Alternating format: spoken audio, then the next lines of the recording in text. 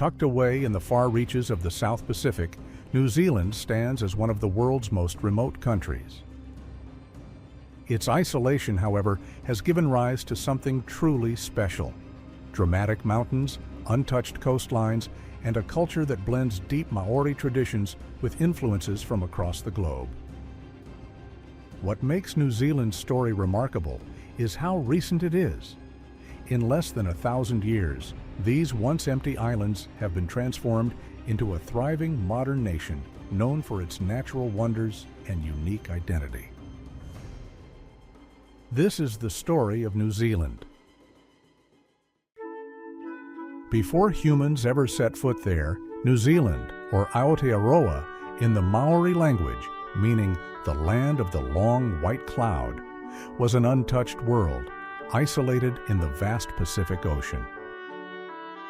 Dense forests whispered in the sea breeze, and the calls of the giant, flightless moa echoed across valleys.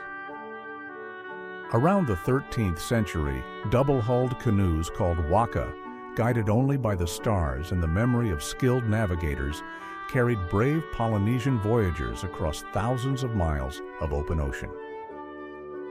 At last, they saw the long streak of white cloud on the horizon and landed on these new shores.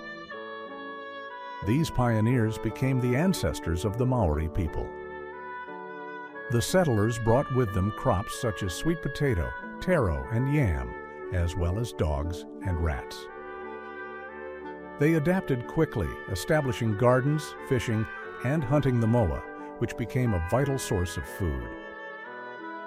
Over time, the moa population dwindled and was driven to extinction by the early 1500s, forcing Maori to rely more on horticulture and marine resources. They developed a distinctive culture, the fierce haka dance, intricate tamoko tattoos, and finely crafted war canoes. Their society was organized into tribes and sub-tribes, each led by chiefs whose authority was tied to both genealogy and skill. Oral traditions preserved myths, history, and knowledge across generations.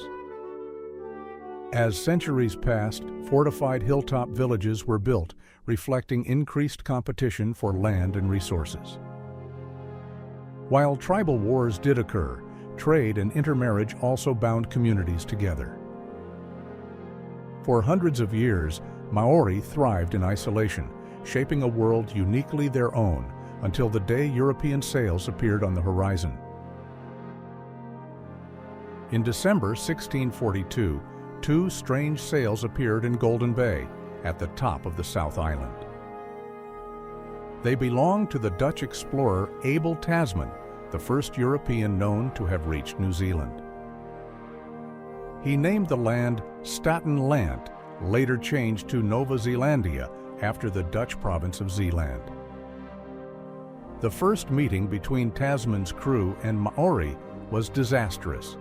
Misunderstanding and fear led to violence in what Tasman called Murderer's Bay.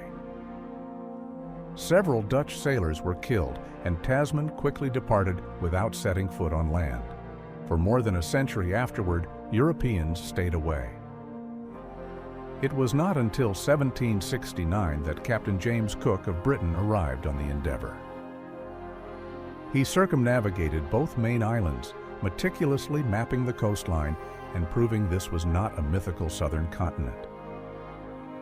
Though his first contact at Poverty Bay ended in bloodshed, Cook eventually established friendlier relations with some Maori tribes. Accompanied by naturalist Joseph Banks, he documented the flora, fauna, and Maori way of life, sparking European interest in the islands. By the late 18th century, whalers, sealers, and traders from Britain, France, and America began arriving. They brought muskets, alcohol, and goods in exchange for timber, food, and Maori hospitality. Villages like Kororareka became bustling ports of call.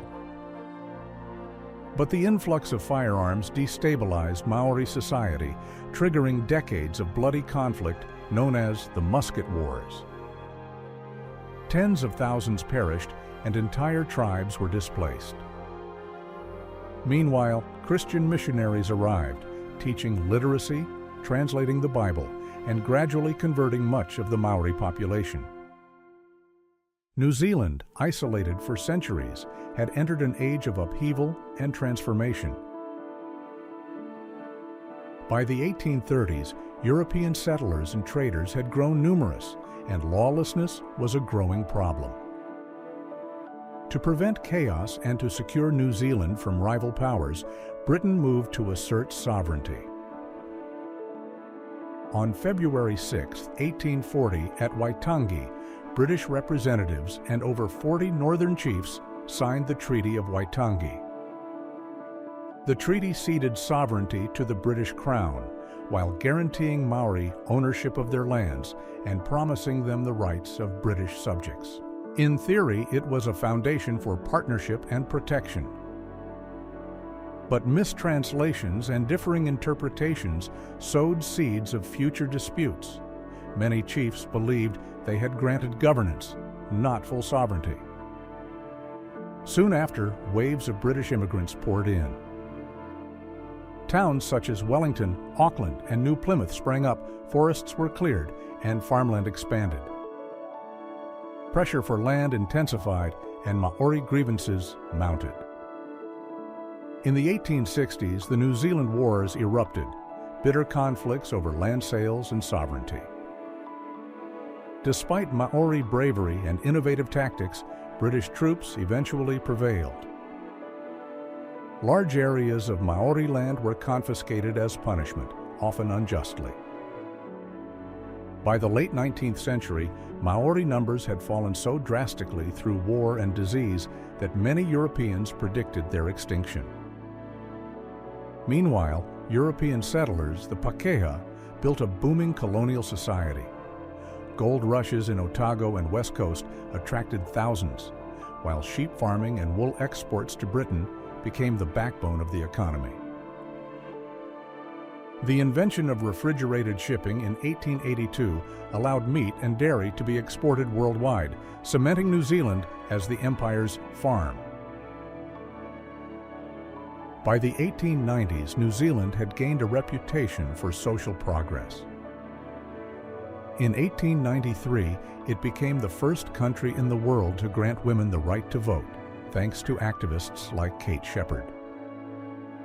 Reforms in labor relations and pensions for the elderly followed. In 1907, New Zealand was granted Dominion status, giving it greater autonomy while remaining tied to Britain. When World War I broke out in 1914, New Zealand responded with enthusiasm. Out of a population of 1 million, more than 100,000 volunteered to fight overseas. The Anzac troops gained lasting fame and suffered terrible losses at Gallipoli in 1915. Though the campaign failed, it became a defining moment of national identity. Between the wars, New Zealand pioneered welfare reforms, with the 1938 Social Security Act establishing one of the world's first comprehensive welfare states. World War II once again drew New Zealand into global conflict. Despite a population of only 1.6 million, 140,000 served, fighting in North Africa, Europe, and the Pacific. At home, factories produced for the war effort, and women entered the workforce in large numbers. Over 11,500 New Zealanders were killed. In 1947, the Statute of Westminster was formally adopted, granting New Zealand full legislative independence.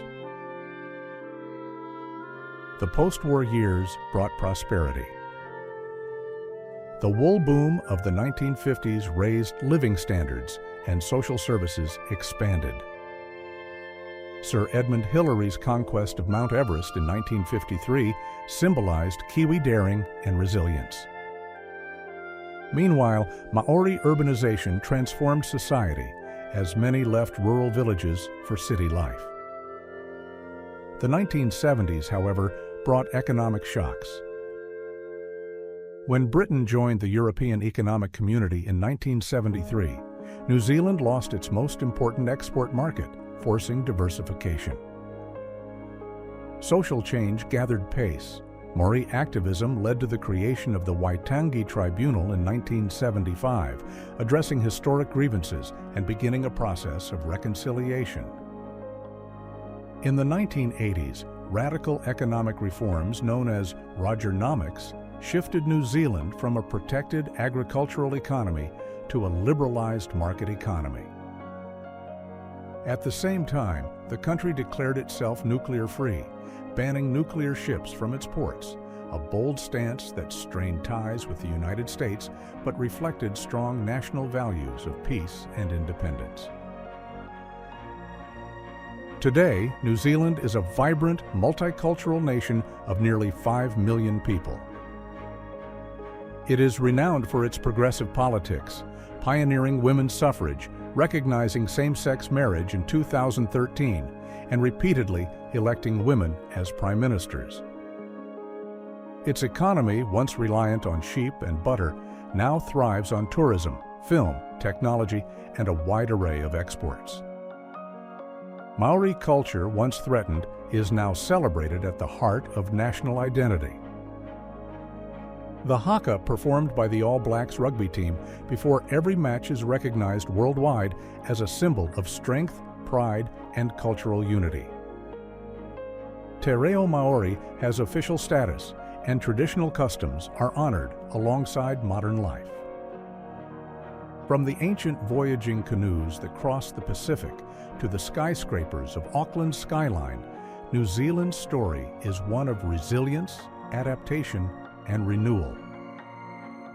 The long white cloud still drifts across the sky above Aotearoa, bearing witness to the struggles, triumphs, and enduring spirit of a nation that has carved out its own place in the world, small in size but great in heart.